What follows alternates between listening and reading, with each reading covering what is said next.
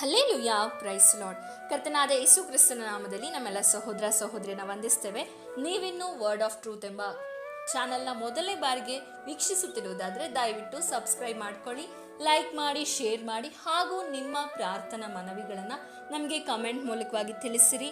ಹಾಗೆ ಕೆಳಗೆ ಕೊಟ್ಟಿರುವಂತಹ ನಂಬರನ್ನು ನಿಮ್ಮ ಪ್ರಾರ್ಥನಾ ಮನವಿಗಳಿರೋದಾದರೆ ನೀವು ತಿಳಿಯಪಡಿಸಬಹುದಾಗಿದೆ. ನಮ್ಮ ಪ್ರತಿನಿತ್ಯ ಗೂಗಲ್ ಮೀಟ್ನಲ್ಲಿ ನಡೆಯುವಂಥ ಪ್ರಾರ್ಥನೆಗಳಿಗೆ ಜಾಯ್ನ್ ಆಗಬೇಕಾದಲ್ಲಿ ಕೆಳಗೆ ಕೊಟ್ಟಿರುವಂಥ ನಂಬರನ್ನು ಸಂಪರ್ಕಿಸಿರಿ.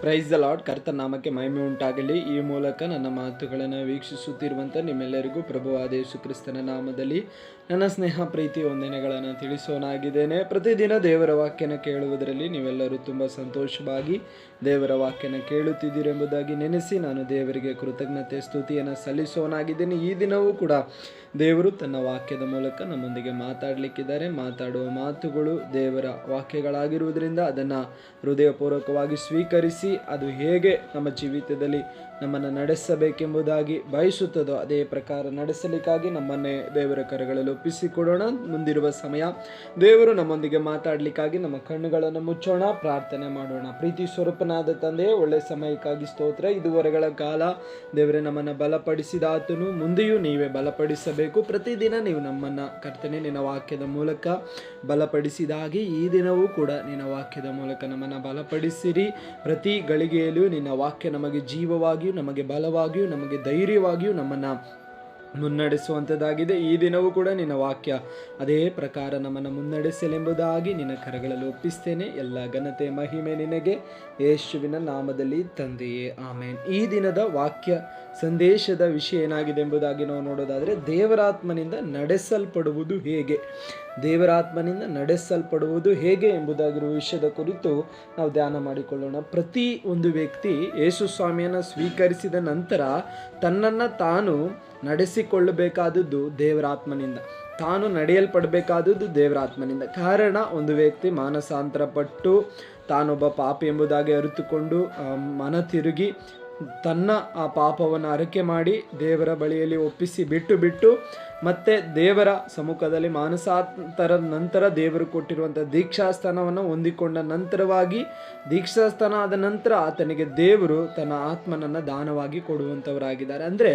ಪರಿಶುದ್ಧಾತ್ಮನು ಯೇಸು ಸ್ವಾಮಿಯನ್ನು ಸ್ವಂತ ರಕ್ಷಕನಾಗಿ ಸ್ವೀಕರಿಸಿದ ಒಂದು ವ್ಯಕ್ತಿಯ ಜೀವಿತದಲ್ಲಿ ಬಂದು ವಾಸ ಮಾಡುವವನಾಗಿರ್ತಾನೆ. ಆತನು ಬಂದು ವಾಸ ಮಾಡುವುದಕ್ಕೆ ಕಾರಣ ಏನಂದರೆ, ಇನ್ನು ಮುಂದೆ ನಾವಾಗಿ ನಡೆಯಬಾರದು, ನಾವು ಶರೀರದ ಇಚ್ಛೆಗಳೊಂದಿಗೆ ನಡೆಯಬಾರದು. ನಾವು ಹಳೆ ಜೀವಿತವನ್ನು ಬಿಟ್ಟು ಹೊಸ ಜೀವಿತದೊಂದಿಗೆ ನಾವು ನೂತನ ವ್ಯಕ್ತಿಗಳಾಗಿ ನಡೆಯಬೇಕೆಂಬುದಾಗಿ ದೇವರು ತನ್ನ ಆತ್ಮನನ್ನು ಪ್ರತಿಯೊಬ್ಬರ ಜೀವಿತದಲ್ಲಿ, ಅಂದರೆ ಯೇಸು ಸ್ವಾಮಿಯನ್ನು ಸ್ವೀಕರಿಸುವ ಪ್ರತಿಯೊಬ್ಬರ ಜೀವಿತದಲ್ಲಿಯೂ ಕೂಡ ಆತನು ದಯಪಾಲಿಸುವವನಾಗಿದ್ದಾನೆ. ಹಾಗಾದರೆ ದೇವರಾತ್ಮನಿಂದ ನಡೆಸಲ್ಪಡುವುದು ಹೇಗೆ? ನಮ್ಮೊಳಗಡೆ ಇರುವ ಆತ್ಮನು ನಮ್ಮೊಳಗಡೆ ಇದ್ದುಕೊಂಡು ನಮ್ಮನ್ನು ನಡೆಸಲಿಕ್ಕಾಗಿ ನಾವೇನು ಮಾಡಬೇಕಂದ್ರೆ ನಮ್ಮನ್ನು ಒಪ್ಪಿಸಿಕೊಡ್ಬೇಕು. ಒಪ್ಪಿಸಿಕೊಡದೆ ಹೋದರೆ ಖಂಡಿತವಾಗಿಯೂ ನಾವೇನು ಮಾಡೋಕ್ಕಾಗಲ್ಲ. ನಮ್ಮೊಳಗಡೆ ಇರುವ ದೇವರ ಆತ್ಮನು ನಮ್ಮನ್ನು ನಡೆಸಲಿಕ್ಕೆ ಆತನಿಗೆ ಸಾಧ್ಯವಾಗಲ್ಲ. ನಮ್ಮನ್ನು ಒಪ್ಪಿಸಿಕೊಡುವಾಗಲೇ ನಾವೇನಾಗ್ತೀವಿ ಅಂದರೆ ನಮ್ಮ ಜೀವಿತದಲ್ಲಿ ದೇವರಾತ್ಮನಿಂದ ನಡೆಸಲ್ಪಡಲಿಕ್ಕೆ ಸಾಧ್ಯವಾಗ್ತದೆ. ರೋಮ 8 ಅದರ 1-2 ಓದಿಕೊಳ್ಳೋದಾದರೆ, ಆದ್ದರಿಂದ ಕ್ರಿಸ್ತ ಯೇಸುವಿನಲ್ಲಿರುವವರಿಗೆ ಅಪರಾಧ ನಿರ್ಣಯವು ಈಗ ಇಲ್ಲವೇ ಇಲ್ಲ. ಯಾಕೆಂದರೆ ಜೀವವನ್ನುಂಟು ಮಾಡುವ ಪವಿತ್ರಾತ್ಮನಿಂದಾದ ನಿಯಮವು ನಿನ್ನನ್ನು ಪಾಪ ಮರಣಗಳಿಗೆ ಕಾರಣವಾದ ನಿಯಮದಿಂದ ಕ್ರಿಸ್ತ ಯೇಸುವಿನ ಮೂಲಕ ಬಿಡಿಸಿತು. ನೋಡಿ, ಪರಿಶುದ್ಧಾತ್ಮನಿಂದ ನಮ್ಮನ್ನು ಪಾಪ ಮರಣಕ್ಕೆ ಕಾರಣವಾಗಿರುವಂಥ ನಿಯಮಗಳಿಂದ ದೇವರು ಬಿಡಿಸಿದ್ದಾರೆ. ಬಿಡಿಸಿರುವ ನಾವು ಏನು ಮಾಡಬೇಕಂದ್ರೆ ರೋಮ 8 ಅದರ 5ನೇ ವಚನದ ಪ್ರಕಾರ ಶರೀರ ಭಾವವನ್ನು ಅನುಸರಿಸುವವರು ಅದಕ್ಕೆ ಸಂಬಂಧಪಟ್ಟವುಗಳ ಮೇಲೆ ಮನಸ್ಸಿಡುತ್ತಾರೆ. ಪವಿತ್ರಾತ್ಮನನ್ನು ಅನುಸರಿಸುವವರು ಪವಿತ್ರಾತ್ಮನಿಗೆ ಸಂಬಂಧಪಟ್ಟವುಗಳ ಮೇಲೆ ಮನಸ್ಸಿಡುತ್ತಾರೆ. ಹಾಗಾದರೆ ರೋಮ 8:5 ಪ್ರಕಾರ ನಾವು ದೇವರಾತ್ಮನಿಂದ ನಡೆಸಲ್ಪಡಬೇಕಂದ್ರೆ ನಮ್ಮ ಮನಸ್ಸು ದೇವರಾತ್ಮನಿಗೆ ಅಧೀನವಾಗಬೇಕು. ನಮ್ಮ ಮನಸ್ಸು ದೇವರಾತ್ಮ ಅಧೀನ ಉಳ್ಳದಾಗಿರಬೇಕು. ಅಂದರೆ ನಮ್ಮ ಮನಸ್ಸು ದೇವರ ಆತ್ಮನಿಗೆ ವಿಧೇಯತೆ ಉಳ್ಳದಾಗಿರಬೇಕು. 8ನೇ ವಚನದಲ್ಲಿ ನಾವು 5ನೇ ವಚನದಲ್ಲಿ ನಾವು ನೋಡಿದ್ದೇವೆ ರೋಮ 8:5 ಶರೀರ ಭಾವವನ್ನು ಅನುಸರಿಸುವವರು ಯಾವುದ್ರ ಮೇಲೆ? ಶರೀರಕ್ಕೆ ಸಂಬಂಧಪಟ್ಟವುಗಳ ಮೇಲೆ ಮನಸ್ಸಿಡುತ್ತಾರೆ. ಆದರೆ ಪವಿತ್ರಾತ್ಮನನ್ನು ಅನುಸರಿಸುವವರು ಪವಿತ್ರಾತ್ಮನಿಗೆ ಸಂಬಂಧಪಟ್ಟವುಗಳ ಮೇಲೆ ಮನಸ್ಸಿಡುತ್ತಾರೆ. ನಾವು ಪರಿಶುದ್ಧಾತ್ಮನನ್ನು ಅನುಸರಿಸಿ ನಡೆಯಬೇಕಾದವರ ಆದ ಕಾರಣ ನಾವು ಯಾವಾಗಲೂ ಪರಿಶುದ್ಧಾತ್ಮನಿಗೆ ಅನುಗುಣವಾಗಿ ನಮ್ಮ ಮನಸ್ಸು ಇರಬೇಕು. ಪರಿಶುದ್ಧಾತ್ಮನಿಗೆ ಯಾವುದು ಇಷ್ಟ ಇಲ್ಲ ಅನ್ನೋದನ್ನು ನಾವು ಚೆನ್ನಾಗಿ ಅರ್ಥಕೊಂಡಿರಬೇಕು. ಆಗ ಮಾತ್ರ ಪರಿಶುದ್ಧಾತ್ಮನ ಮೂಲಕ ನಾವು ನಡೆಸಲ್ಪಡಲಿಕ್ಕೆ ಸಾಧ್ಯ. ಮುಂದುವರಿಸಿ ನಾವು ಓದೋದಾದರೆ ರೋಮ 8:9 ಓದಿಕೊಳ್ಳಲಾದರೆ, ನೀವಾದರೂ ನಿಮ್ಮಲ್ಲಿ ದೇವರಾತ್ಮನು ವಾಸವಾಗಿರುವುದಾದರೆ ಶರೀರ ಭಾವಾಧೀನರಲ್ಲ, ದೇವರಾತ್ಮನಿಗೆ ಅಧೀನರಾಗಿದ್ದೀರಿ. ಯಾವನಿಗಾದರೂ ಕ್ರಿಸ್ತನ ಆತ್ಮನು ಇಲ್ಲದಿದ್ದರೆ ಅವನು ಕ್ರಿಸ್ತನವನಲ್ಲ. ನೋಡ್ರಿ, ನಾವೇನಾಗಬಾರ್ದು ಅಂದರೆ ದೇವರಾತ್ಮ ನಮ್ಮಲ್ಲಿ ವಾಸವಾಗಿದ್ದರೆ ನಾವು ಶರೀರ ಭಾವ ಅಧೀನರಲ್ಲ, ಶರೀರಕ್ಕೆ ಅಧೀನರಲ್ಲ, ನಾವು ದೇವರಾತ್ಮನಿಗೆ ಅಧೀನರಾಗಬೇಕು. ಈ ಕಾಲಘಟ್ಟಗಳಲ್ಲಿ ಅನೇಕರು ಶರೀರಕ್ಕೆ ಅಧೀನರಾಗ್ತಾರೆ. ಕ್ರೈಸ್ತರಾಗಿದ್ದರೂ ಕೂಡ ಶರೀರದ ಇಚ್ಛೆಗಳಿಗೆ ಅಧೀನರಾಗ್ತಾರೆ. ಶರೀರ ಏನು ಹೇಳ್ತದೋ, ಶರೀರ ಏನು ಬಯಸ್ತದೋ ಅದಕ್ಕೆ ಅನುಗುಣವಾಗಿ ನಡೆದುಕೊಳ್ತಾ ಇದ್ದಾರೆ.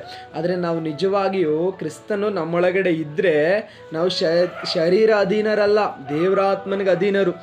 ದೇವರಾತ್ಮನಿಗೆ ನಾವು ಅಧೀನರಾಗದೆ ಹೋದರೆ ನಿಜವಾಗಿ ಕ್ರಿಸ್ತನು ನಮ್ಮಲ್ಲಿ ಇಲ್ಲ ಅಂತ ಅದರ ಅರ್ಥ. ಹಾಗಾದರೆ ಪ್ರಿಯರೇ, ನಿಮ್ಮನ್ನು ನೀವು ಪರೀಕ್ಷಿಸಿಕೊಳ್ಳಿ. ನೀವು ದೇವರಾತ್ಮನಿಂದ ನಡೆಸಲ್ಪಡಬೇಕಂದ್ರೆ ಒಂದನೇದಾಗಿ ನಿಮ್ಮ ಮನಸ್ಸು ದೇವರಾತ್ಮನಿಗೆ ಒಪ್ಪಿಸಿಕೊಡಬೇಕು. ನಿಮ್ಮ ಮನಸ್ಸನ್ನು ದೇವರಾತ್ಮನಿಗೆ ಒಪ್ಪಿಸಿಕೊಡಬೇಕು. ನಿಮ್ಮ ಮನಸ್ಸಿನಲ್ಲಿ ಬರುವ ಚಿಂತೆಗಳು ಅದು ದೇವರಾತ್ಮನಿಂದ ಬರುವಂಥದ್ದಾಗಿರಬೇಕು. ಎರಡನೇದಾಗಿ ನಮ್ಮ ಜೀವಿತ ಅಥವಾ ನಮ್ಮ ಈ ಒಂದು ಲೈಫ್ ದೇವರಾತ್ಮನಿಂದ ನಡೆಸಲ್ಪಡಬೇಕು ಅಂದರೆ ನಾವೇನು ಮಾಡಬೇಕಂದ್ರೆ ನಮ್ಮ ಶರೀರವನ್ನು ದೇವರಿಗೆ ಒಪ್ಪಿಸಿಕೊಡ್ಬೇಕು. ಪರಿಶುದ್ಧಾತ್ಮನಿಗೆ ನಮ್ಮ ಶರೀರವನ್ನು ಕೂಡ ಒಪ್ಪಿಸಿಕೊಡ್ಬೇಕು. ನಮ್ಮ ದೇಹ ಪ್ರತಿಯೊಂದು ಇಚ್ಛೆಗಳು ಕೂಡ ದೇವರಾತ್ಮನಿಗೆ ವಿಧೇಯತೆ ಉಳ್ಳದಾಗಿರ್ಬೇಕು. ಅದಕ್ಕೆ ನಾವು ಶರೀರ ಭಾವಗೆ ಅಧೀನರಲ್ಲ, ದೇವರಾತ್ಮನಿಗೆ ಅಧೀನರಾಗಿದ್ದೇವೆ. ಅದರಿಂದ ದೇವರಾತ್ಮನು ಏನು ಇಚ್ಛಿಸ್ತಾನೋ ಅದನ್ನೇ ಅನುಸರಿಸಿ ನಡ್ಕೊಳ್ಬೇಕು. ದೇವರಾತ್ಮನಿಗೆ ಏನು ಇಷ್ಟನೋ ಅದನ್ನು ನಮ್ಮ ಜೀವಿತದಲ್ಲೇ ನಾವು ಅಳವಡಿಸ್ಕೊಳ್ಬೇಕು. ದೇವರಿಗೆ ಇಷ್ಟವಿಲ್ಲದ ಕಾರ್ಯಗಳೆಲ್ಲ ನಮ್ಮ ಶರೀರದ ಮೂಲಕ ನಾವು ನಡೆಸಲಿಕ್ಕೆ ಹೋಗಬಾರ್ದು. ಶರೀರವನ್ನು ಪರಿಪೂರ್ಣವಾಗಿ ಕಂಟ್ರೋಲ್ ಮಾಡುವಂಥದ್ದು ನಮ್ಮೊಳಗಡೆ ಇರುವಂಥ ಪರಿಶುದ್ಧಾತ್ಮನೂ ಆಗಿರಬೇಕು. ಇಲ್ಲದೆ ಹೋದರೆ ಏನಾಗ್ತೀವಿ ಗೊತ್ತಾ? ಅದೇ ರೋಮ 8:14 ಓದಿಕೊಳ್ಳೋದಾದರೆ ರೋಮ 8:14 ಓದಿಕೊಳ್ಳೋರಾದರೆ, ಯಾರ್ಯಾರು ದೇವರಾತ್ಮನಿಂದ ನಡೆಸಿಕೊಳ್ಳುತ್ತಾರೋ ಅವರು ದೇವರ ಮಕ್ಕಳು. ನೋಡ್ರಿ, ನಾವು ದೇವರಾತ್ಮನಿಂದ ನಡೆಸಲ್ಪಡದೆ ನಮ್ಮ ಶರೀರದ ಇಚ್ಛೆಗಳಿಗೂ ಶರೀರದ ಆಸೆಗಳಿಗೂ ಒಳಪಟ್ಟು ನಾವು ನಡೆಯೋದಾದರೆ ನಾವು ಯಾರಲ್ಲ? ದೇವರ ಮಕ್ಕಳಲ್ಲ. ಆದರೆ ಯಾರ್ಯಾರು ದೇವರಾತ್ಮನಿಂದ ನಡೆಸಿಕೊಳ್ತಾರೋ ಅವ್ರು ಯಾರು?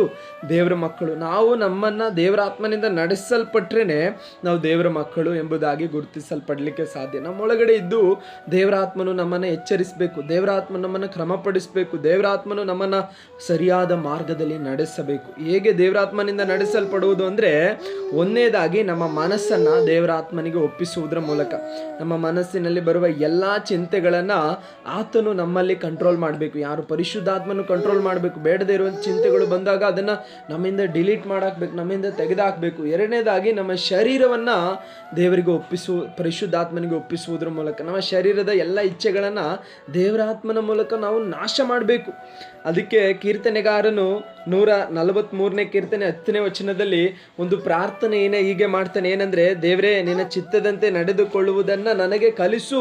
ನನ್ನ ದೇವರೇ, ನೀನಲ್ಲವೋ ಶುಭಕರವಾಗಿರುವ ನಿನ್ನ ಆತ್ಮನು ನನ್ನನ್ನು ಮಟ್ಟ ನೆಲದಲ್ಲಿ ನಡೆಸಲಿ. ಶುಭಕರವಾಗಿರುವ ನಿನ್ನ ಆತ್ಮನು ನನ್ನನ್ನು ಮಟ್ಟ ನೆಲದಲ್ಲಿ ನಡೆಸಲಿ ಎಂಬುದಾಗಿ ದೇವರಾತ್ಮನಿಗೆ ಭಕ್ತನು ಏನು ಮಾಡ್ತಾ ಇದ್ದಾನೆ ಅಂದರೆ ತನ್ನನ್ನು ತಾನು ಒಪ್ಪಿಸಿಕೊಡ್ತಾ ಇದ್ದಾನೆ. ಕೀರ್ತನೆ 143 10ನೇ ವಚನದಲ್ಲಿ, ನಿನ್ನ ಚಿತ್ತದಂತೆ ನಡೆದುಕೊಳ್ಳುವುದನ್ನು ನಾನು ಕಲಿಸು.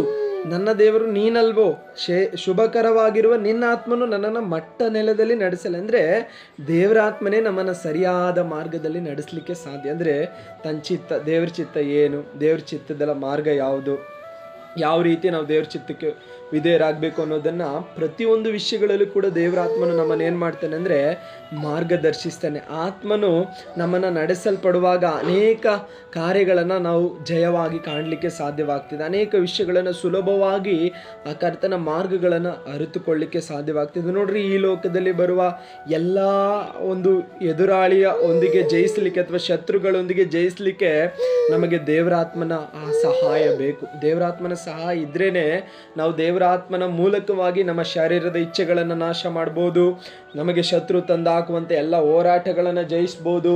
ದೇವರಾತ್ಮನು ನಮ್ಮೊಳಗಡೆ ಇರುವಾಗಲೇ ಪ್ರತಿಯೊಂದು ವಿಷಯಗಳಲ್ಲಿ ನಾವು ಜಯಕರವಾಗಿ ಮುಂದೆ ಹೋಗಲಿಕ್ಕೆ ಸಾಧ್ಯ. ಅದಕ್ಕೆ ದೇವರಾತ್ಮನಿಂದ ನಡೆಸಲ್ಪಡುವುದು ಹೇಗೆ ಎಂಬುದಾಗಿರುವಂಥ ವಿಷಯದಲ್ಲಿ ಒಂದನೇದಾಗಿ ನಾವು ನೋಡಿದ್ದೇವೆ, ನಮ್ಮ ಮನಸ್ಸನ್ನು ನಾವು ದೇವರಿಗೆ ಒಪ್ಪಿಸ್ಕೊಡ್ಬೇಕು, ದೇವರಾತ್ಮನಿಗೆ ಒಪ್ಪಿಸ್ಕೊಡ್ಬೇಕು. ಎರಡನೇದಾಗಿ ನಮ್ಮ ಶರೀರವನ್ನು ನಾವೇನು ಮಾಡಬೇಕು, ದೇವರಾತ್ಮನಿಗೆ ಒಪ್ಪಿಸ್ಕೊಡ್ಬೇಕು. ಮೂರನೇದಾಗಿ ದೇವರೇ ನಮಗೆ ಮಾರ್ಗವನ್ನು ತೆರೆದುಕೊಡ್ಲಿಕ್ಕಾಗಿ ನಮ್ಮನ್ನೇ ನಾವು ಆ ಕೀರ್ತನೆಗಾರನು ಸಮರ್ಪಿಸಿದ ಹಾಗೆ, ದೇವರೇ ನಿನ್ನ ಚಿತ್ತದಂತೆ ನಡೆದುಕೊಳ್ಳಲು ನನಗೆ ಕಲಿಸು, ನನ್ನ ದೇವರು ನೀನಲ್ವೋ, ಶುಭಕರವಾಗಿರುವ ನಿನ್ನ ಆತ್ಮನು ನನ್ನನ್ನು ಮಟ್ಟ ನೆಲದಲ್ಲಿ ನಡೆಸಲಿ. ಅಂದರೆ ಪರಿಪೂರ್ಣವಾದ ಸಮರ್ಪಣೆ ದೇವರಾತ್ಮನಿಗೆ, ನಮ್ಮನ್ನು ಪರಿಪೂರ್ಣವಾಗಿ ಸಮರ್ಪಿಸಿಬಿಡೋದು. ಇನ್ಮೇಲೆ ನಮ್ಮ ಕಂಟ್ರೋಲ್ ನಮಗಿಲ್ಲ, ನಮ್ಮ ಮೇಲೆ ನಮಗೆ ಅಧೀನ ಇಲ್ಲ, ನಮ್ಮ ಮೇಲೆ ನಮಗೆ ಕಂಟ್ರೋಲ್ ಮಾಡಲಿಕ್ಕೆ ಅಧಿಕಾರ ಇಲ್ಲ. ಇನ್ನು ದೇವರಾತ್ಮನೇ ನಮ್ಮನ್ನು ನಡೆಸಬೇಕು.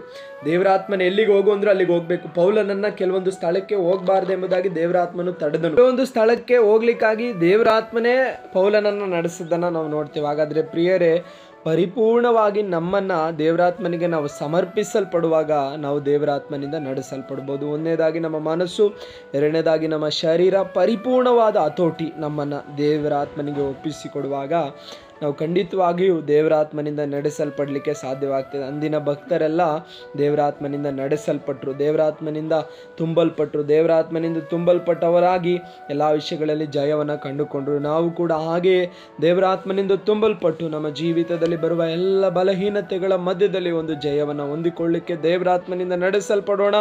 ನಡೆಸಲ್ಪಡಲಿಕ್ಕೆ ನಮ್ಮ ಮನಸ್ಸನ್ನು ಸಮರ್ಪಿಸೋಣ, ನಮ್ಮ ಶರೀರವನ್ನು ಸಮರ್ಪಿಸೋಣ, ನಮ್ಮನ್ನು ಪರಿಪೂರ್ಣವಾಗಿ ದೇವರಾತ್ಮನಿಗೆ ಅಧೀನರಾಗಿ ಮಾಡೋಣ. ದೇವರ ವಾಕ್ಯದ ಮೂಲಕ ನಿಮ್ಮನ್ನು ಆಶೀರ್ವದಿಸಲಿ.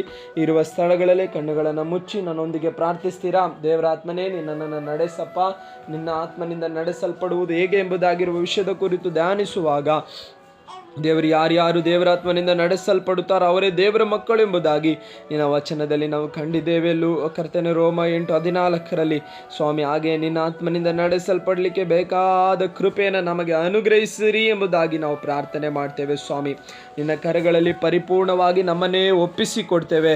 ನಿನ್ನ ಕೃಪಾ ಸಾನ್ನಿಧ್ಯದೊಂದಿಗೆ ನಮ್ಮನ್ನು ನಡೆಸಿರಿ. ದೇವರಾತ್ಮನೇ, ನೀವು ನಮ್ಮನ್ನು ಹತೋಟಿಪಡಿಸಿ, ನಿಮ್ಮ ಹತೋಟಿಯಲ್ಲಿ ನಮ್ಮನ್ನು ನಡೆಸಿರಿ. ಸ್ವಾಮಿ, ನಿನ್ನ ಅಧೀನದಲ್ಲಿ ನಮ್ಮನ್ನು ನಡೆಸಿರಿ ಎಂಬುದಾಗಿ ಪ್ರಾರ್ಥಿಸ್ತೇನೆ. ಎಲ್ಲ ಘನತೆ ಮಹಿಮೆ ನಿನಗೆ. ಕೇಳಿದ ವಾಕ್ಯಗಳನ್ನು ಮರೆತು ಬಿಡದೆ ನಿನ್ನ ಮಕ್ಕಳು ಅದೇ ಪ್ರಕಾರ ಅನುಸರಿಸಿ ನಡೆಯಲಿಕ್ಕೆ ಬೇಕಾದ ಕೃಪೆಯನ್ನು ಕೊಡಿರಿ. ಸ್ವಾಮಿ, ಎಲ್ಲ ಘನತೆ ಮಹಿಮೆ ನಿನಗೆ, ಯೇಸುವಿನ ಧನ್ಯನಾಮದಲ್ಲಿ ಸ್ವರ್ಗೀಯ ತಂದೆಯೇ, ಆಮೇನ್ ಆಮೇನ್. ದೇವರು ತಾನೇ ವಾಕ್ಯದ ಮೂಲಕ ನಿಮ್ಮನ್ನು ಆಶೀರ್ವದಿಸಲಿ. ಹಾಗೆ ಪ್ರತಿದಿನ ನೀವು ನಮ್ಮ ಪ್ರಾರ್ಥನೆಗಳಿಗೆ ಜಾಯ್ನ್ ಆಗಬೇಕಾದಲ್ಲಿ ಕೆಳಗೆ ಕೊಟ್ಟಿರುವ ಲಿಂಕ್ ಇದೆ, ಅದರಲ್ಲಿ ವಾಟ್ಸಪ್ ಗ್ರೂಪ್ಗಳಿದೆ. ನೀವು ವಾಟ್ಸಪ್ ಗ್ರೂಪ್ಗಳಿಗೆ ಜಾಯ್ನ್ ಆಗುವುದರ ಮೂಲಕ ನಾವು ಪ್ರತಿದಿನ ನಡೆಯುವಂಥ ಪ್ರಾರ್ಥನೆಗಳಿಗೆ ಜಾಯ್ನ್ ಆಗ್ಬೋದು. ಪ್ರತಿದಿನ ಸಂಜೆ 7:30 to 8:30 ಗಂಟೆ ಗೂಗಲ್ ಮೀಟ್ನಲ್ಲಿ ಒಂದು ಪ್ರೇಯರ್ ಇದೆ. ಹಾಗೆ ಮಧ್ಯರಾತ್ರಿ 3 ಗಂಟೆಯಿಂದ 4:15 ಗಂಟೆ ಒಂದು ಪ್ರಾರ್ಥನೆ ಇದೆ. ಹಾಗೆ ಪ್ರತಿ ಮಂಗಳವಾರ ಕುಟುಂಬಕ್ಕಾಗಿ ಪ್ರಾರ್ಥನೆ 11 ಗಂಟೆಯಿಂದ 2 ಗಂಟೆ ಇರುವಂಥದ್ದಾಗಿರ್ತದೆ. ಸಂಜೆ ವೇಳೆ ಮಂಗಳವಾರ ಸಂಜೆ, ಬುಧವಾರ ಬೆಳಗ್ಗೆ ಬೈಬಲ್ ಸ್ಟಡಿ ನಡೀತಾ ಇದೆ. ಇಂತೆಲ್ಲ ಪ್ರಾರ್ಥನಾ ಗುಂಪುಗಳಿಗೆ ನೀವು ಜಾಯ್ನ್ ಆಗಬೇಕಾದಲ್ಲಿ ಕೆಳಗೆ ಕೊಟ್ಟಿರುವ ನಂಬರ್ನಲ್ಲಿ ವಾಟ್ಸಪ್ ಇದೆ. ವಾಟ್ಸಪ್ಪಿನ ಮೂಲಕ ನೀವು ಲಿಂಕನ್ನು ಪಡ್ಕೊಳ್ಬೋದು. ಇಲ್ಲದೆ ಹೋದರೆ ನಮ್ಮ ಗ್ರೂಪ್ಗಳಿಗೆ ನೀವು ಜಾಯ್ನ್ ಆಗ್ಬೋದು. ಹಾಗೆ ಆ ಕೊಟ್ಟಿರುವ ನಂಬರ್ನ ನೀವು ಕಾಲ್ ಮಾಡಿ ನಿಮ್ಮ ಪ್ರಾರ್ಥನಾ ಮನವಿಗಳು ಕೂಡ ತಿಳಿಸ್ಬೋದು. ಒಂದು ವೇಳೆ ನಿಮಗೆ ಯಾವುದಾದ್ರೂ ಪ್ರಾರ್ಥನಾ ಮನವಿಗಳಿರೋದಾದರೆ ನಮಗೆ ಮೆಸೇಜ್ ಮಾಡೋದ್ರ ಮೂಲಕವಾಗಿಯೋ ಅಥವಾ ಕಾಲ್ ಮಾಡುವುದರ ಮೂಲಕವಾಗಿಯೋ ನೀವು ತಿಳಿಸ್ಬೋದಾಗಿದೆ. ಆಗ ನಿಮ್ಮ ಪ್ರಾರ್ಥನಾ ಮನವಿಗೋಸ್ಕರ ನಾವೆಲ್ಲರೂ ಸೇರಿ ಪ್ರಾರ್ಥನೆ ಮಾಡಿಕೊಳ್ಳೋರಾಗಿರ್ತೇವೆ. ದೇವರು ನಿಮ್ಮೆಲ್ಲರನ್ನ ಆಶೀರ್ವದಿಸಲಿ. God bless you. ಈ ವಾಕ್ಯವನ್ನು ಕೇಳಿದ ಹಾಗೆ ನೀವು ಅನೇಕರು ಈ ವಾಕ್ಯನ ಕೇಳುವ ಹಾಗೆ ಅನೇಕರಿಗೆ ವಾಕ್ಯವನ್ನು ಕಳಿಸಿಕೊಡಿರಿ. ನೀವು ಹೊಸದಾಗಿ ಈ ವಾಕ್ಯವನ್ನು ವೀಕ್ಷಿಸುತ್ತಿರುವುದಾದರೆ ಇನ್ನೂ ಪ್ರತಿದಿನ ಆ ವಾಕ್ಯವನ್ನು ಕೇಳಲಿಕ್ಕಾಗಿ ನಿಮ್ಮನ್ನು ನೀವು ಸಮರ್ಪಿಸಿಕೊಡಿರಿ. ಪ್ರತಿದಿನ ವಾಕ್ಯವು ಈ come to word of truth ಎಂಬ ಯೂಟ್ಯೂಬ್ ಚಾನಲ್ ಮೂಲಕ ನಿಮಗೆ ಲಭ್ಯವಾಗಿ ದೊರಕುವಂಥದ್ದಾಗಿರ್ತದೆ. ಅದನ್ನು ಲಭಿಸಲಿಕ್ಕಾಗಿ ದೇವರ ಹತ್ರ ಪ್ರಾರ್ಥನೆ ಮಾಡಿ, ಹಾಗೆ ದೇವರು ನಮ್ಮನ್ನು ಕೂಡ ಆ ವಾಕ್ಯಗಳನ್ನು ಸಾರಿ ಹೇಳಲಿಕ್ಕಾಗಿ ಬಲಪಡಿಸಲಿ ಎಂಬುದಾಗಿ ನಮ್ಮನ್ನು ಕೂಡ ನೆನೆಸಿಕೊಂಡು, ನಮ್ಮ ಸೇವೆಯನ್ನು ಕೂಡ ನೆನೆಸಿಕೊಂಡು ನೀವು ಪ್ರಾರ್ಥಿಸಬೇಕೆಂಬುದಾಗಿ ನಾವು ಕೇಳ್ಕೊಳ್ತೇವೆ. ನಾವು ರಾಮನಗರ ಎಂಬುದಾಗಿರುವಂಥ ಪಟ್ಟಣದಲ್ಲಿ, ಬೆಂಗಳೂರು ದಕ್ಷಿಣ ಜಿಲ್ಲೆಯಾಗಿರುವ ರಾಮನಗರದಲ್ಲಿ ನಾವು ಸೇವೆಯನ್ನು ಮಾಡ್ತಾ ಇದ್ದೇವೆ. ಇಲ್ಲಿಯ ಸೇವೆ ಕೂಡ ಅಭಿವೃದ್ಧಿ ಆಗಬೇಕು. ನಮ್ಮ ಸೇವೆ ಕೂಡ ದೇವರು ಅಭಿವೃದ್ಧಿಯೊಂದಿಗೆ ನಡೆಸಬೇಕು. ನಾವು ಮಾಡುವಂಥ ಎಲ್ಲ ಸೇವೆಗಳಲ್ಲಿ ದೇವರು ತನ್ನ ಸಾನ್ನಿಧ್ಯದೊಂದಿಗೆ ನಮ್ಮನ್ನು ಬಲಪಡಿಸಬೇಕೆಂಬುದಾಗಿ ನಮಗೋಸ್ಕರವಾಗಿಯೂ ಕೂಡ ನೀವು ಪ್ರಾರ್ಥನೆ ಮಾಡಿ ಎಂಬುದಾಗಿ ಕೇಳಿಕೊಂಡು, ಈ ಒಂದು ಸಂದೇಶವನ್ನು ಮತ್ತೊಬ್ಬರಿಗೂ ಕೂಡ ನೀವು ಶೇರ್ ಮಾಡಿ ಎಂಬುದಾಗಿ ಕೇಳಿಕೊಂಡು, ನಾವು ಈ ಸಂದರ್ಭದಲ್ಲಿ ನಮ್ಮ ಮಾತುಗಳಿಗೆ ವಿರಾಮಿಸುವವರಾಗಿದ್ದೇವೆ. God bless you. ದೇವರು ನಿಮ್ಮೆಲ್ಲರನ್ನ ಆಶೀರ್ವದಿಸಲಿ. Praise the Lord. Amen, amen, amen.